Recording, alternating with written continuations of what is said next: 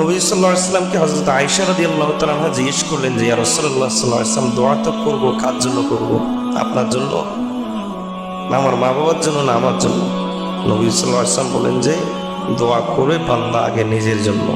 দুআউল মারই লিনাফসিহি, দোয়া আগে বান্দা করবে নিজের জন্য, কারণ দোয়া হলো বন্দেগী প্রকাশ, আল্লাহর কাছে নিজের অক্ষমতা প্রকাশ। আর বান্দার যত বেশি নিজের অক্ষমতা প্রকাশ করতে পারবে আল্লাহ তত বেশি খুশি হবেন। এই জন্য দোয়া করবে আগে নিজের জন্য। নবী সাল্লাল্লাহু আলাইহি ওয়াসাল্লাম বলেন অপর হাদিসে, আলা আদুল্লুকুম আলা মা ইউজিকুম মিন আদুবিকুম ওয়া ইয়াজিদ লাকুম আরযাকাকুম তাদউনাল্লাহা ফি লাইলিকুম ওয়া নাহারিকুম ফাইন্নাদ দুআআ সিলাহুল মুমিন। নবী সাল্লাল্লাহু আলাইহি ওয়াসাল্লাম বলেন যে আমি কি তোমাদেরকে এমন একটা তদবির, এমন একটা আমল শিখিয়ে দেব না যেটা শিখালে তোমরা তোমাদের দুশমনদের থেকে বাঁচতে পারো? অনেকে এসে জিজ্ঞেস করে আমাদেরকে, হুজুর এই পরিস্থিতিতে করবো কি, এই পরিস্থিতিতে কি করব? এই পরিস্থিতিতে কি করব এটা বলার আগে যেটা প্রথমে করার ছিল সেটা আমরা কয়জনে করেছি? জিহাদের ময়দান, নবী সাল্লাল্লাহু আলাইহি ওয়াসাল্লাম জিহাদের ময়দানে আছেন, বদরের প্রান্তর, ইসলামের প্রথম জিহাদ, একদিকে 1000 একদিকে 313। এই অবস্থাতে নবী সাল্লাল্লাহু আলাইহি ওয়াসাল্লাম দোয়া ভুলেন নাই, আল্লাহর কাছে সিজদায় পড়ে আছেন আর আল্লাহর কাছে দোয়া করতেছেন যে আল্লাহ এই দলটাকে যদি আপনি ধ্বংস করে দেন, ফালাম তুরবাত ফিল আরদি, তাহলে জমিনে তো আপনার ইবাদতকারী থাকবে না। আবু বকর রাদিয়াল্লাহু তাআলা পিছন দিকে গেলেন, নবী সাল্লাল্লাহু আলাইহি ওয়াসাল্লাম জিজ্ঞেস করেন, ইয়া রাসূলুল্লাহ সাল্লাল্লাহু আলাইহি ওয়াসাল্লাম, আপনার জন্য আল্লাহ কি বিজয়ের ওয়াদা করেন নাই? বলে হ্যাঁ, অবশ্যই করেছেন, অবশ্যই করেছেন। তাহলে দোয়া করেন কেন? নবী বলেন, আফালা আকুনু আবদান শাকুরা, আমি কি আল্লাহর শুকরগুজার বান্দা হব না? দোয়া এমন এক ইবাদত, সব পরিস্থিতিতে করতে হয়। বিপদে পড়েছেন, সবার আগে কাজ কি? সবকিছুর আগে অসুস্থতা এসেছে, সবকিছুর আগে কি? ডাক্তারের কাছে দৌড়ানো না, সবকিছুর আগে হলো আল্লাহর কাছে হাত তোলা। ঋণগ্রস্ত হয়েছেন, সবকিছুর আগে আরেকজনের কাছে ফোন দেওয়া না, আল্লাহর কাছে হাত তোলা। পুলিশ গ্রেফতার করেছে, সবকিছুর আগে আপনার তদবিরের চিন্তা না, সবকিছুর আগে হলো আল্লাহর কাছে দোয়া শুরু করে দাও।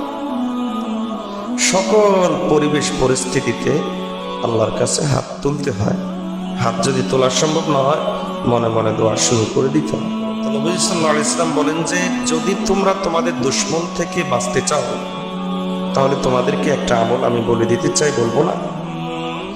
আর যদি তোমরা তোমাদের রিজিক বাড়াতে চাও, তাহলে একটা আমল বলে দিই, কি বলে দিব না? সাহাবী বললেন হ্যাঁ অবশ্যই।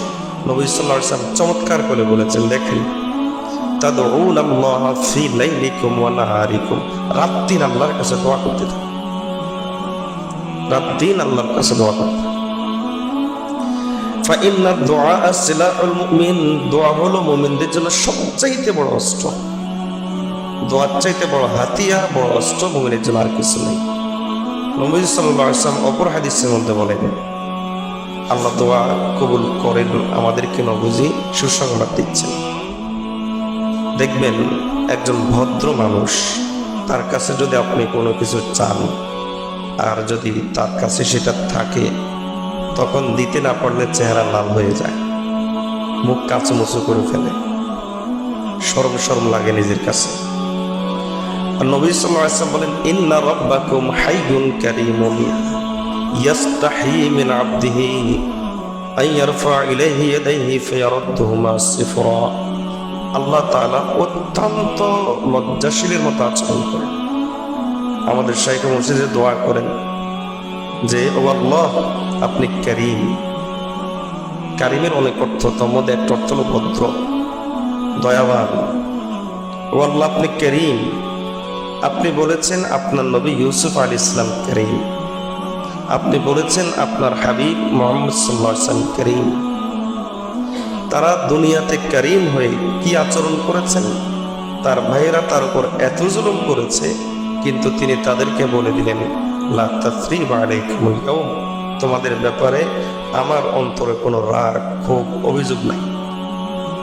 আপনার নবী সাল্লাল্লাহু আলাইহি ওয়াসাল্লাম বলে দিলেন মক্কার কাফেরদেরকে, লা তাসরিবা আলাইকুমুল ইয়াউম, কোনো অভিযোগ তোমাদের ব্যাপারে আমার নাই। তা আপনি এত বড় বড় কারীম তৈরি করার পরে না জানি আপনি কত বড় কারীম। তা আপনার কাছেও আমরা দোয়া করছি, আল্লাহ আমরা অনেক জুলুম করেছি, অনেক গুনাহ করেছি, আপনি তো করিম মাওলা, আপনার চাইতে বড় করিম তো আর কেউ নাই, সুতরাং ও আল্লাহ আপনি আমাদেরকে মাফ করে দিন। কত চমৎকার দোয়া। নবী সাল্লাল্লাহু আলাইহি ওয়াসাল্লাম এই কথাই বলেছেন, ইন্না রাব্বাকুম হাইয়ুন কারীম, তোমাদের রব অত্যন্ত লজ্জাশীলের মতো আচরণ করিম, তিনি অনেক ভদ্র, আল্লাহর চাইতে বেশি ভদ্র আর কেউ নাই, আল্লাহর চাইতে বেশি ভদ্র আর কেউ নেই, অনেক ভদ্র। বান্দা যখন আল্লাহর কাছে ভিক্ষার হাত তোলে, আল্লাহ ফেরত দেওয়াটাকে লজ্জা করে। বলেন আপনি হারাম খাচ্ছেন দেখি দোয়া কি বন্ধ করে দিবেন? আরে শুরু করেন দোয়া, এমন ভাবে দোয়া করেন যাতে আল্লাহ দয়ার মধ্যে, আল্লাহর রহমতের মধ্যে ঢেউ চলে আসে, আল্লাহর মুহাব্বতের ভিতরে ডুব